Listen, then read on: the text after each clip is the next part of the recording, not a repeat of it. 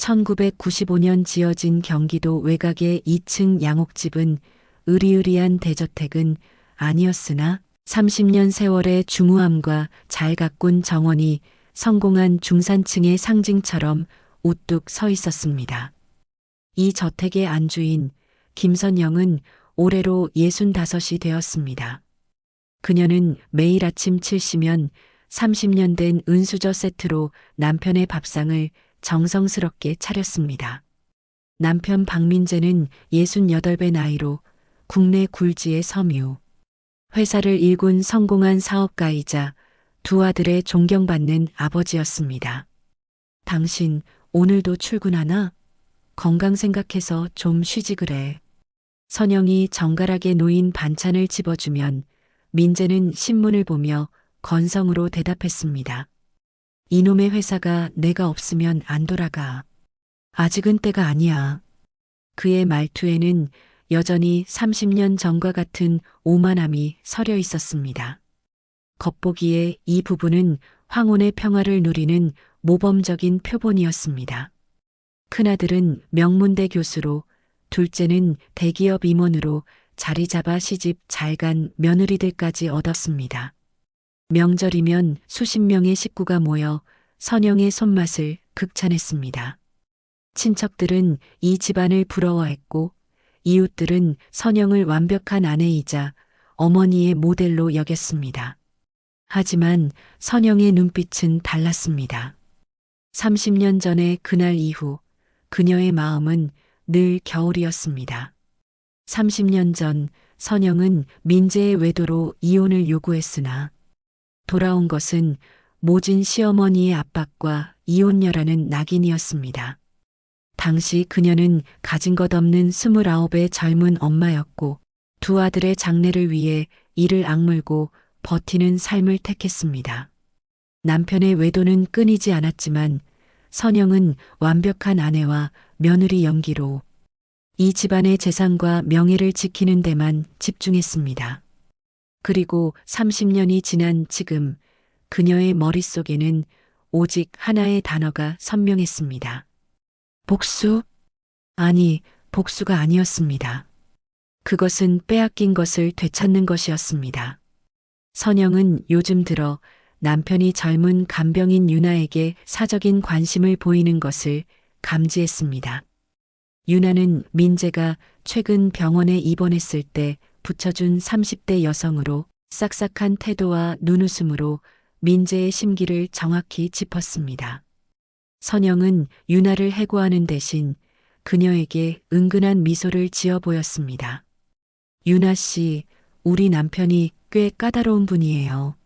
하지만 당신처럼 젊고 예쁜 사람이 옆에 있어주면 나도 얼마나 든든한지 몰라.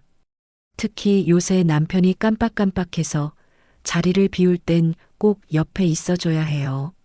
선영의 말은 친절했으나 그 속에 숨은 의도는 섬뜩했습니다.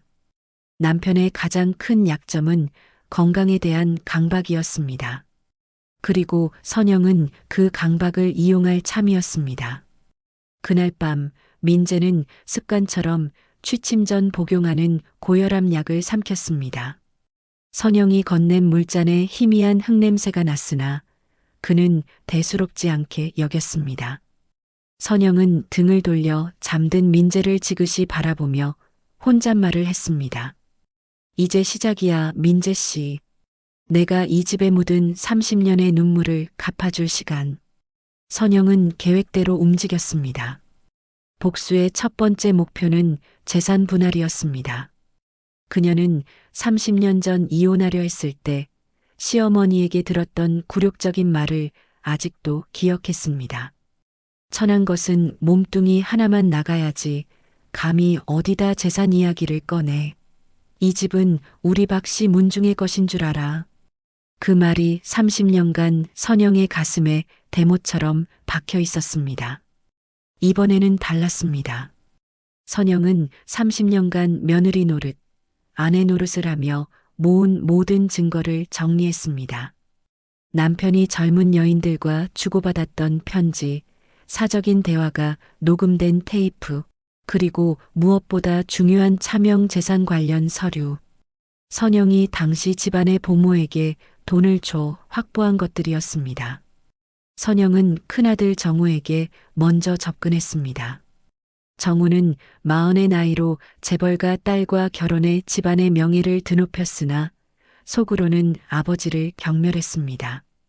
정우는 어머니의 눈물을 수없이 보았고 어머니가 30년을 희생하며 자신들을 키웠다는 사실을 알고 있었습니다.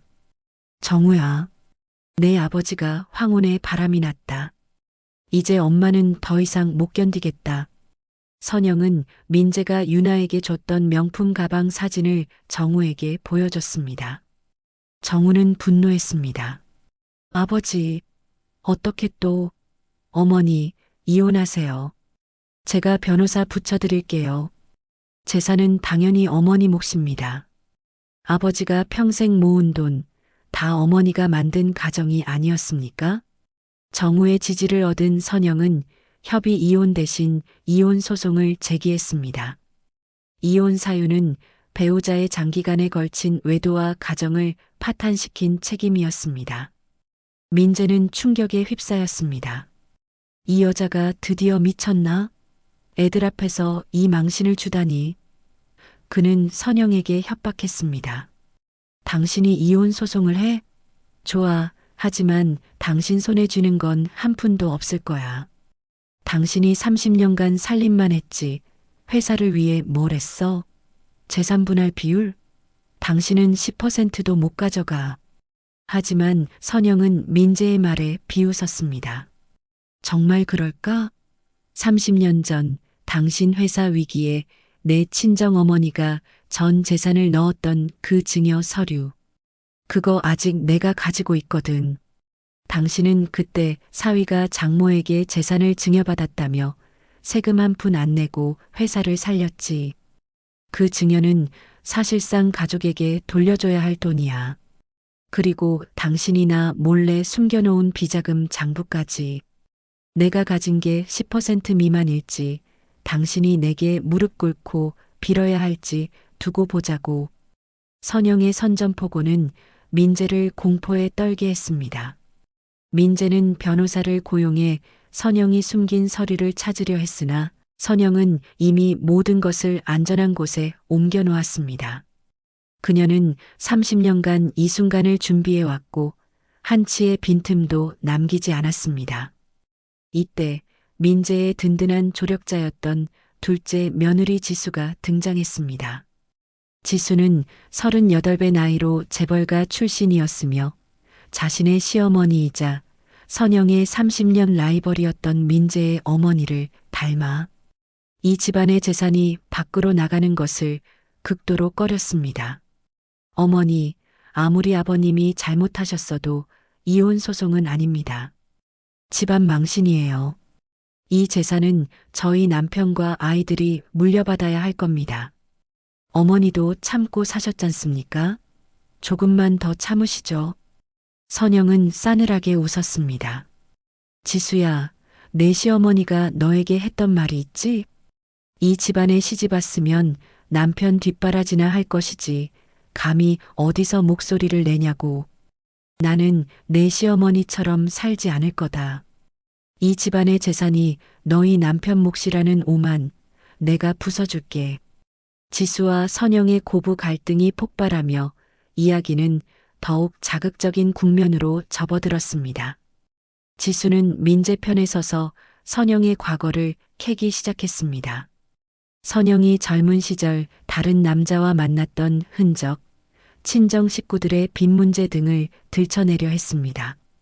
하지만 선영은 이미 모든 것을 예상하고 있었고 오히려 지수의 친정 재벌가가 탈세로 조사받고 있다는 정보를 입수해 역공을 가했습니다. 이혼 소송이 진행되는 동안 민재와 선영은 한 지붕 아래에서 살며 서로를 파멸시키려는 살얼음판 심리전을 벌였습니다. 선영은 간병인 유나를 이용해 민재의 심리를 조종하기 시작했습니다. 민재는 선영의 의도를 모르고 유나에게 더욱 집착했습니다. 유나를 마치 과거 자신이 외도했던 젊은 여인들의 대리인처럼 대했습니다. 선영은 그 모든 과정을 사진과 녹음으로 기록하며 민재를 가정 파탄의 주범으로 몰아넣을 증거를 확보했습니다. 어느 날 저녁 식사 자리에서 민재는 헛기침을 하며 불안해했습니다. 선영이 차려준 삼계탕에서 약재가 아닌 이상한 냄새를 맡았기 때문입니다. 선영은 평온하게 말했습니다. 요즘 자꾸 깜빡깜빡 하시길래 한의원에서 좋은 약재를 넣었지. 기억력에도 좋고 심신 안정에도 좋대. 실제로 선영은 민재가 오랫동안 트라우마로 간직해온 과거, 교통사고를 떠올리게 하는 약초를 극미량씩 음식에 섞고 있었습니다. 민재는 알 수 없는 불안감에 시달리며 잠을 설치기 시작했습니다. 밤마다 악몽에 시달리며 식은땀을 흘렸습니다. 그는 30년 전에 그 사고 현장이 자꾸만 떠올랐고 누군가가 자신을 지켜보는 듯한 기분에 괴로워했습니다. 민재는 선영이 자신을 독살하려 한다고 의심하기 시작했습니다. 그는 간병인 유나에게 의지하며 선영의 동태를 감시해달라고 부탁했습니다. 유나 씨, 저 여자가 나를 해치려 해. 당신이 내 편이 되어줘. 당신에게 저 집보다 더 좋은 것을 줄 수 있어. 유나는 민재에게 다정하게 웃으며 고개를 끄덕였습니다. 그리고 그날 밤 유나는 민재가 숨겨둔 선영의 약 상자를 뒤져 약 성분을 확인했습니다. 하지만 유나가 민재에게 건넨 보고는 충격적이었습니다. 사장님, 사모님께서 드리는 약재는 순수한 한약재 맞습니다. 하지만 제가 봤을 때 사모님은 사모님만의 복수를 하고 계신 것 같습니다.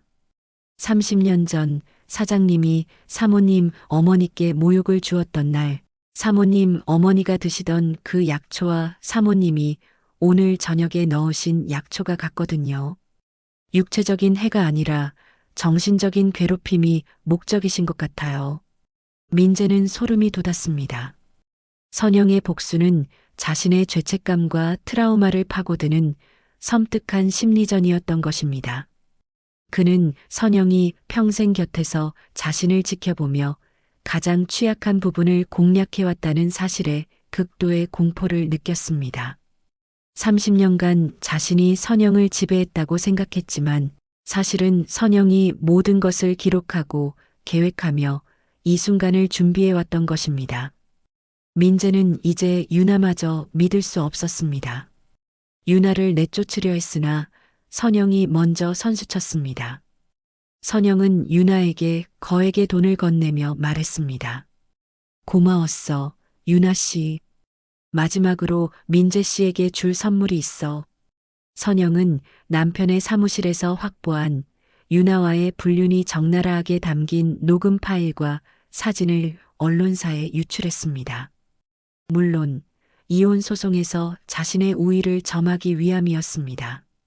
회장님의 황혼 불륜이라는 제목의 기사는 사회면을 장식했고 박민재는 하루아침에 대중의 비난과 가족의 불신을 한 몸에 받는 파렴치한 노인이 되었습니다. 두 아들은 아버지에게 등을 돌렸고 회사의 주가는 폭락했습니다. 법원의 이혼 조정 최종 기일이 다가왔습니다.